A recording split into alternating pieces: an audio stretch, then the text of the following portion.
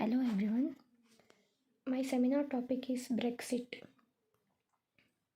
So, by hearing the name itself, we can come to know what is Brexit. So, let's know what is Brexit. The Brexit happened on 31st January 2020.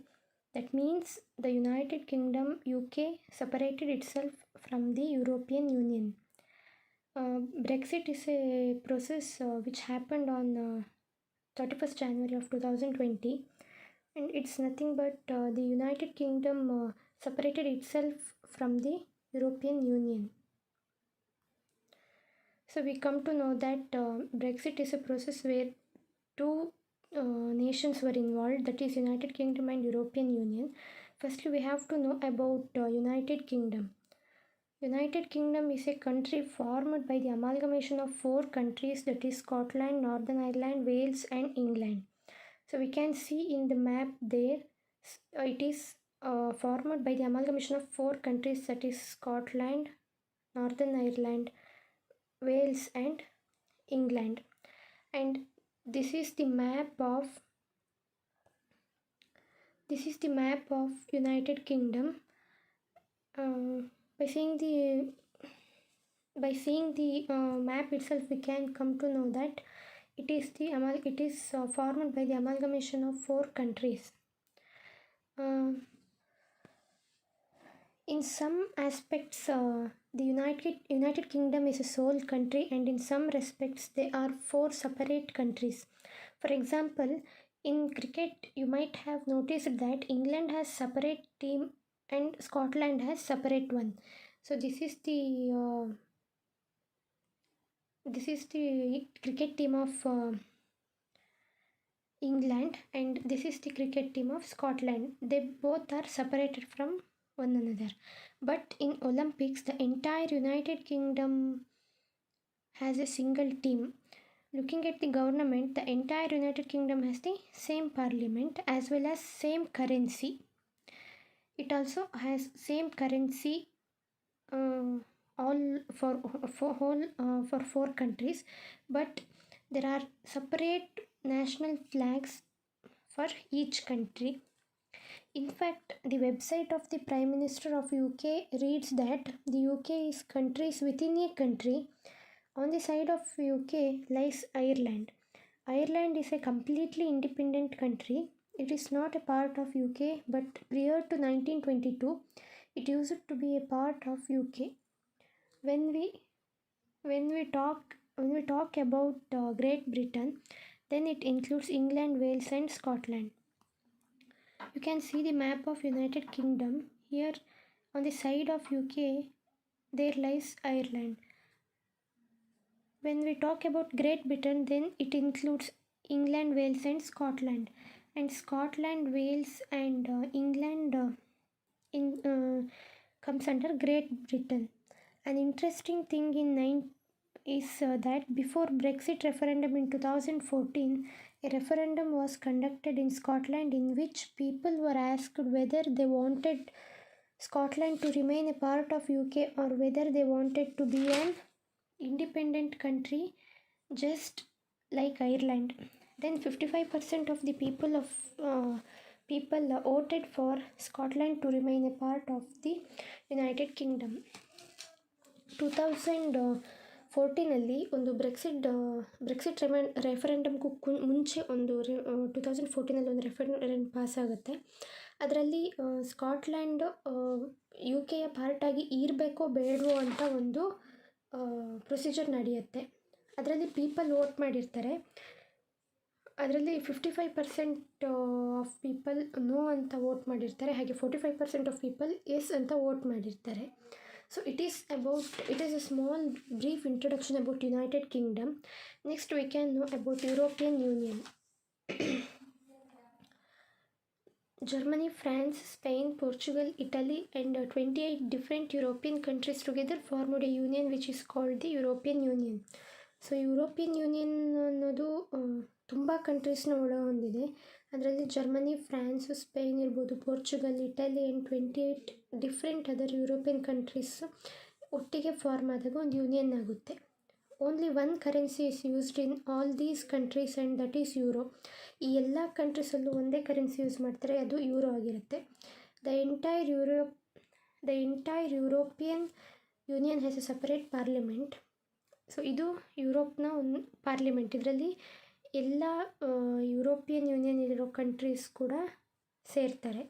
The entire European has a separate parliament. Although all these countries do have their own national parliaments, the European Union also has one, and the people living in all these countries can vote and choose the members of the European Parliament. ಈ European ಪಾರ್ಲಿಮೆಂಟ್ನ ಮೆಂಬರ್ಸ್ನ ಎಲ್ಲ European ಯೂನಿಯನ್ನಲ್ಲಿರೋ countries ಕೂಡ ಸೇರಿ choose ಮಾಡ್ಬೋದು ಮೆಂಬರ್ಸ್ನ ಅಂತ. The EU has the authority to set rules and regulations which will have to be followed by all the countries that come within the European Union. European ಯೂನಿಯನ್ಗೆ rules and ರೆಗ್ಯುಲೇಷನ್ಸ್ನ set ಮಾಡೋವಂಥ authority ಅಥವಾ right ಇರುತ್ತೆ. ಆ rules and ರೆಗ್ಯುಲೇಷನ್ನ European Union ಅಂಡರಲ್ಲಿ ಬರೋ ಎಲ್ಲ ಕಂಟ್ರೀಸ್ ಕೂಡ ಫಾಲೋ ಮಾಡಬೇಕಾಗಿರುತ್ತೆ. So it is about European Union. So after knowing about European Union or union, a question comes in our mind, what is the point of having a union? ಯಾಕೆ ನಮಗೆ union ಬೇಕು? Individual country ಕೂಡ lead ಮಾಡ್ಬೋದು, but ಯಾಕೆ union ಬೇಕು ಅಂತ. When the European union was formed, it's main purpose was promotion of piece amongst these countries. It was formed after world War II. So ಮೇಯ್ನಾಗಿ European union ಏನಕ್ಕೆ form ಆಯಿತು ಅಂದರೆ, ಈ ಎಲ್ಲ ಕಂಟ್ರೀಸ್ನ ನಡುವೆ ಪೀಸ್ಫುಲ್ ಆದ ಒಂದು ಎನ್ವಿರಾನ್ಮೆಂಟ್ ಇರಬೇಕು ಅಂತ. ಇದು ವರ್ಲ್ಡ್ ವಾರ್ II ಅಲ್ಲಿ ಫಾರ್ಮ್ ಆಯಿತು. The enmity between France and Germany equalled that between India and Pakistan today. But later they decided to stop these fights, and now they need to promote peace, and this peace could be maintained if they work together as a union. So France ಮತ್ತು ಜರ್ಮನಿಯ ನಡುವೆ ಎಷ್ಟು ದ್ವೇಷ ಇತ್ತು ಅಂದರೆ, ಈಗ India ಮತ್ತು ಪಾಕಿಸ್ತಾನ ನಡುವೆ ಎಷ್ಟು ದ್ವೇಷ ಇದೆಯೋ ಆ ಥರ ದ್ವೇಷ ಇತ್ತು. ಸೊ ಈ ದ್ವೇಷನ ಸ್ಟಾಪ್ ಮಾಡಿ ಪೀಸ್ನ ಪ್ರಮೋಟ್ ಮಾಡಲಿಕ್ಕೋಸ್ಕರ ಅವರು ಎಲ್ಲರೂ ಒಟ್ಟು ಸೇರಿ ಯೂನಿಯನ್ ಆಗಿ ವರ್ಕ್ ಮಾಡೋಣ ಅಂತ ಡಿಸೈಡ್ ಮಾಡ್ಕೋತಾರೆ. Next in 1950s and 60s they opened their trading and formed an union for trading. Gradually more countries started joining in and the union became stronger. Then in 1999 they decided upon having their own currency, and doing so much together not only promotes peace but also causes them to stand as a power on the world map. The European Union becomes a superpower which the countries cannot become on their own. So ಈ ಪೀಸ್ನ promote ಮಾಡಬೇಕು ಅನ್ನೋ ಉದ್ದೇಶದಿಂದ European union ಅವರು 1950s ಮತ್ತು 60sಲ್ಲಿ ಅವರ trading ಏನಿರುತ್ತೆ, ಒಂದು ದೇಶದಿಂದ ಇನ್ನೊಂದು ದೇಶಕ್ಕೆ ಏನು ಟ್ರೇಡ್ ಮಾಡೋ ಬಾರ್ಡರ್ಸ್ ಇರುತ್ತೆ ಅದನ್ನು ಓಪನ್ ಮಾಡ್ತಾರೆ, ಓನ್ಲಿ ಟು ಪ್ರಮೋಟ್ ಪೀಸ್ ಮತ್ತು ಒಳ್ಳೆ ರಿಲೇಷನ್ಶಿಪ್ ಇರಬೇಕು ಬೇರೆ ಕಂಟ್ರೀಸ್ ಜೊತೆಗೆ ಅಂತ. ಸೊ ಈ ಯೂನಿಯನ್ ಈ ಯುರೋಪಿಯನ್ ಯೂನಿಯನ್ ಏನು ಡಿಸೈಡ್ ಮಾಡುತ್ತೋ ಈ ಟ್ರೇಡಿಂಗ್ ಓಪನ್ ಮಾಡಲಿಕ್ಕೆ ಬೇರೆ ಕಂಟ್ರೀಸ್ ಕೂಡ ಅದೇ ಥರ ಜಾಯಿನ್ ಆಗೋಕ್ಕೆ ಸ್ಟಾರ್ಟ್ ಮಾಡ್ತವೆ. ಆವಾಗ ಯೂನಿಯನ್ ಇನ್ನೂ ಸ್ಟ್ರಾಂಗ್ ಆಗುತ್ತೆ. ಅಂದರೆ ಈ ಯುರೋಪಿಯನ್ ಯೂನಿಯನ್ ಥರನೇ ಬೇರೆ ಕಂಟ್ರೀಸ್ ಕೂಡ ಅವರು ನಾವು ಕೂಡ ಪೀಸ್ನ ಮೇಂಟೈನ್ ಮಾಡಬೇಕು, ಪೀಸ್ನ ಪ್ರಮೋಟ್ ಮಾಡಬೇಕು ಅನ್ನೋ ಉದ್ದೇಶದಿಂದ ಅವರು ಕೂಡ ಇದಕ್ಕೆ ಜಾಯಿನ್ ಆಗ್ತಾರೆ. ಆವಾಗ ಯುರೋಪಿಯನ್ ಯೂನಿಯನ್ ಇನ್ನೂ ಸ್ಟ್ರಾಂಗ್ ಆಗುತ್ತೆ. ಸೊ ನೆಕ್ಸ್ಟ್ ಇನ್ 1999 ಅವರು ಅವ್ರ ಓನ್ ಕರೆನ್ಸಿ ಇರಬೇಕು, ಅವರಿಗೆ ಒಂದು ಓನ್ ಕರೆನ್ಸಿ ಯೂಸ್ ಮಾಡೋ ಥರ ಇರಬೇಕು ಅಂತ ಅವರು ಯೋಚನೆ ಮಾಡ್ತಾರೆ. ಹಾಗೆ ಅದನ್ನು ಕೂಡ ಎಲ್ಲರೂ ಒಟ್ಟಿಗೆ ಸೇರಿ ಮಾಡ್ತಾರೆ. ಅದು ಬರೀ ಪೀಸ್ನ ಪ್ರಮೋಟ್ ಮಾಡಲಿಕ್ಕಾಗಲ್ಲ, ಇಡೀ ವರ್ಲ್ಡ್ ಮ್ಯಾಪಲ್ಲಿ ಅವರು ಒಂದು ಗುರುತನ್ನು ಪಡ್ಕೋಬೇಕು. ಹಾಗಾಗಿ ಅವರು ಇದನ್ನೆಲ್ಲ ಮಾಡ್ತಾಯಿರ್ತಾರೆ. So European union becomes A super power which the countries cannot become on their own. European union ಅನ್ನೋದು ತುಂಬ ಒಂದು ಸೂಪರ್ ಪವರ್ ಆಗಿರುತ್ತೆ.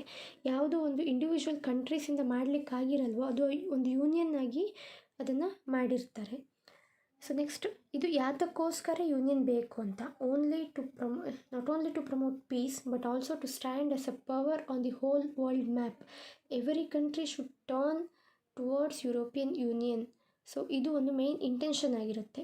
Firstly they started to promote peace but later they aimed at becoming superpower within the countries.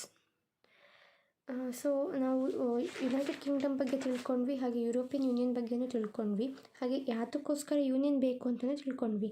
ನಾವು ಮೊದಲೇ ನೋಡಿದ ಹಾಗೆ Brexit ಅಂದರೆ United kingdom European ಯೂನಿಯನಿಂದ ಆಚೆ ಬಂದಿದೆ. ಸೊ ಅದು ಯಾತಕ್ಕೋಸ್ಕರ ಅದು ಆಚೆ ಬಂತು ಅಂತ ರೀಸನ್ ನಮಗೆ ಇನ್ನೂ ಗೊತ್ತಿಲ್ಲ.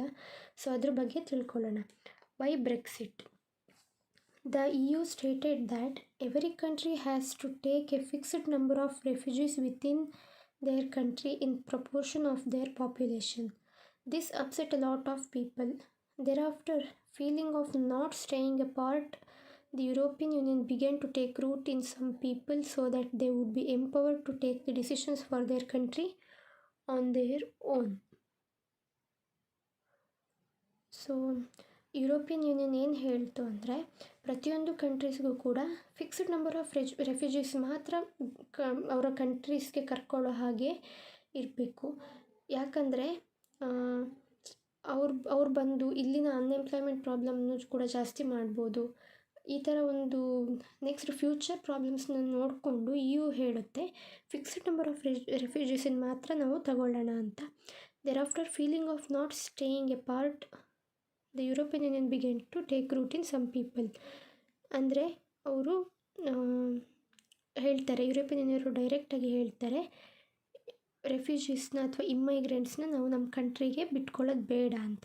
This was especially seen in Britain, where the right wing party, the Conservative Party, took advantage of this and told the people that they want to break out of the European Union and pressure was mounted. So ಬ್ರಿಟನ್ನಲ್ಲಿ ಒಂದು party ಇರುತ್ತೆ, the conservative party ಅಂತ. ಆ conservative ಪಾರ್ಟಿಲಿ 2 fractions ಇರುತ್ತೆ. ಅಂದರೆ ಆ ಪಾರ್ಟಿಯಲ್ಲಿ ಕೂಡ 2 divisions ಆಗಿರುತ್ತೆ. ಅದರಲ್ಲಿ ಒಬ್ಬರು ಯುರೋಪಿಯನ್ ಯೂನಿಯನ್ನಿಂದ ಆಚೆ ಬರೋಣ ಅಂತ ಹೇಳ್ತಾರೆ, ಒಂದು ಗ್ರೂಪ್ ಆಫ್ ಪೀಪಲ್. ಇನ್ನೊಂದು ಗ್ರೂಪ್ ಆಫ್ ಪೀಪಲ್ ಏನು ಹೇಳ್ತಾರೆ ಅಂದರೆ, ಬೇಡ, ವಿ ಕ್ಯಾನ್ ಸ್ಟೇ ಅಂದರೆ ನಾವು ಯುನೈಟೆಡ್ ಕಿಂಗ್ಡಮ್ ಅವರು ಯುರೋಪಿಯನ್ ಯೂನಿಯನ್ನಲ್ಲೇ ಸ್ಟೇ ಆಗೋಣ ಅಂತ ಹೇಳ್ತಾರೆ. ಬಟ್ ಆ ಟೀಮಲ್ಲಿ ಅಥವಾ ಆ ಪಾರ್ಟಿಯಲ್ಲಿ ಒಂದು ಪ್ರೆಷರ್ ಅಂತೂ ಖಂಡಿತ ಬಂದಿರುತ್ತೆ. ಬಿಕಾಸ್ ಒಂದೇ ಟೀಮಲ್ಲಿ 2 ಗ್ರೂಪ್ಸ್ ಆದಾಗ ಒಬ್ರದ್ದು ವೇ ಆಫ್ ಥಿಂಕಿಂಗ್ ಅಥವಾ ಒಬ್ರದ್ದು ಒಪಿನಿಯನ್ ಬೇರೆ ಥರ ಇರುತ್ತೆ, ಇನ್ನೊಬ್ರದ್ದು ಒಪಿನಿಯನ್ ಬೇರೆ ಥರ ಇರುತ್ತೆ. ಅದೇ ಈ ಕನ್ಸರ್ವೇಟಿವ್ ಪಾರ್ಟಿಲಿ ಕೂಡ ಆಗಿರುತ್ತೆ.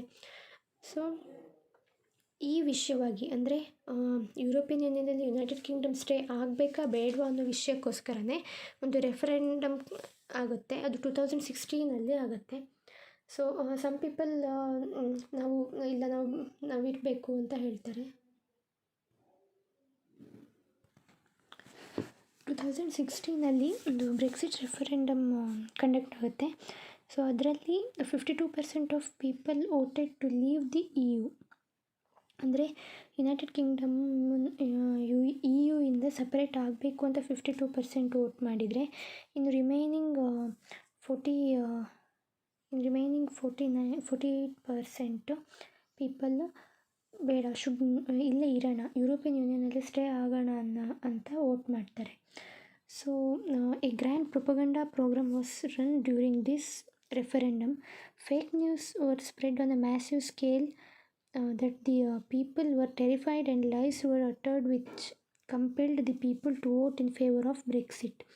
ಈ ರೆಫರೆಂಡಮ್ ಪಾಸ್ ಆದಮೇಲೆ ಒಂದಷ್ಟು ಫೇಕ್ ನ್ಯೂಸ್ ಸ್ಪ್ರೆಡ್ ಆಯಿತು. ಏನಂದರೆ ಪೀಪಲ್ ಒತ್ತಾಯಪೂರ್ವಕವಾಗಿ ಅವರು ವೋಟ್ ಮಾಡಿದ್ದಾರೆ, ಅಂದರೆ ನಾವು ಇರಬೇಕು ಬೇಡ, ಬ್ರೆಕ್ಸಿಟ್ನ ಫೇವರಾಗಿ ವೋಟ್ ಮಾಡಿಸಿದ್ದಾರೆ ಅಂತ ಒಂದಷ್ಟು ಫೇಕ್ ನ್ಯೂಸ್ ಸ್ಪ್ರೆಡ್ ಆಯಿತು.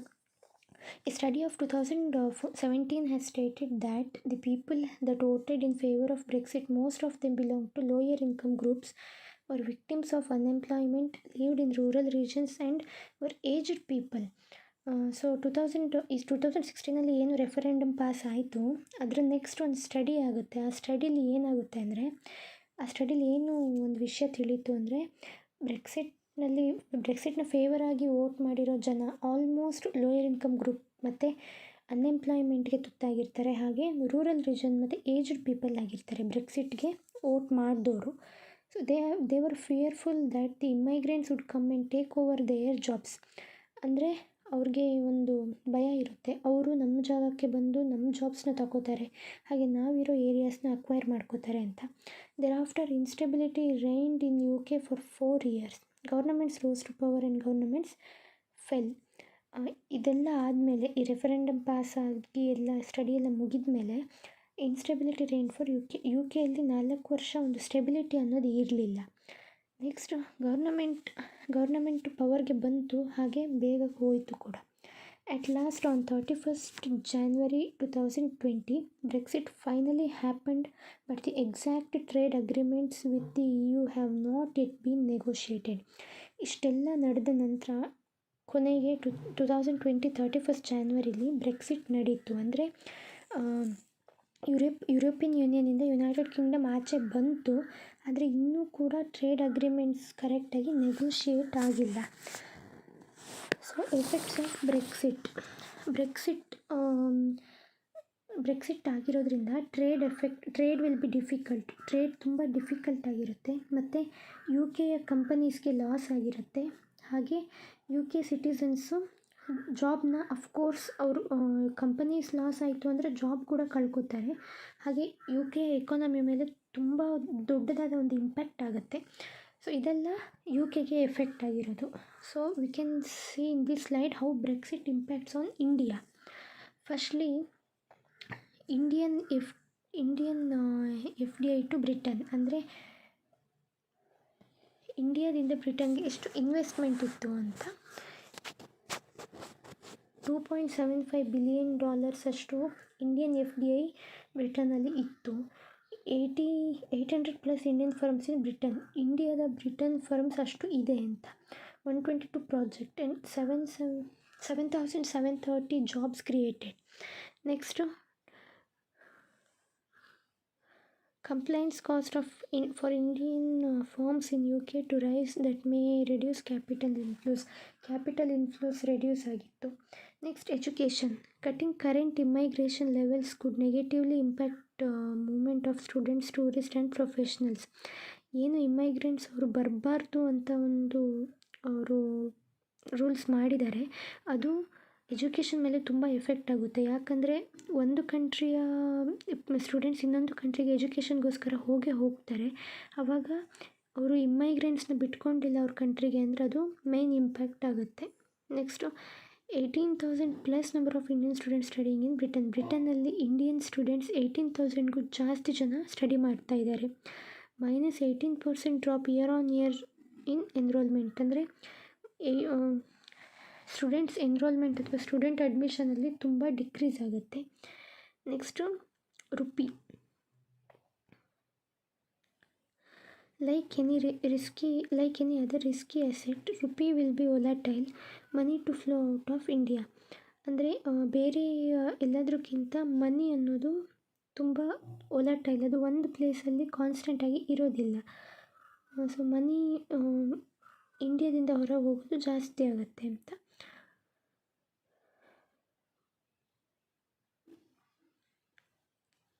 Current exchange rate is 99.23 for €1 or $1. 0.37 year on year reappreciation ಆಗುತ್ತೆ ಬ್ರೆಕ್ಸಿಟ್ ಆದಮೇಲಿಂದ ಅಂತ. Next trade. A new bilateral deal with Britain would not include the restrictive EU competence clauses as is the case now. So total export ಆಗ್ತಾ ಇದ್ದಿದ್ದು ಎಷ್ಟು, total import ಆಗ್ತಾ ಇದ್ದಿದ್ದು $5.19 billion. Total export $8.83 billion. Indian total bilateral trade with Britain is $14.02 billion. So ಈ trade ಕೂಡ ಮೇಯ್ನಾಗಿ effect ಆಗುತ್ತೆ. ಯಾಕಂದರೆ ಅವರು ಸಪ್ರೇಟಾದ ಒಂದು ರೂಲ್ಸ್ ಆ್ಯಂಡ್ ರೆಗ್ಯುಲೇಷನ್ಸ್ ಅಥವಾ ಟ್ರೇಡ್ನ ಫಾಲೋ ಮಾಡ್ತಾ ಇರೋವಾಗ ಇಂಡಿಯಾಗೆ ಮೇಯ್ನಾಗಿ ಎಫೆಕ್ಟ್ ಆಗುತ್ತೆ. So this is all about Brexit, European Union ಮತ್ತು ಯುನೈಟೆಡ್ ಕಿಂಗ್ಡಮ್ ಆ್ಯಂಡ್ ಬ್ರೆಕ್ಸಿಟ್ ಹೇಗಾಯಿತು, ಬ್ರೆಕ್ಸಿಟ್ಟಿಂದ ಇಂಡಿಯಾಗೆ ಹೇಗೆ ಎಫೆಕ್ಟ್ ಆಯಿತು ಅಂತೆಲ್ಲ. I hope everyone understood and everyone got an idea about Brexit. Thank you.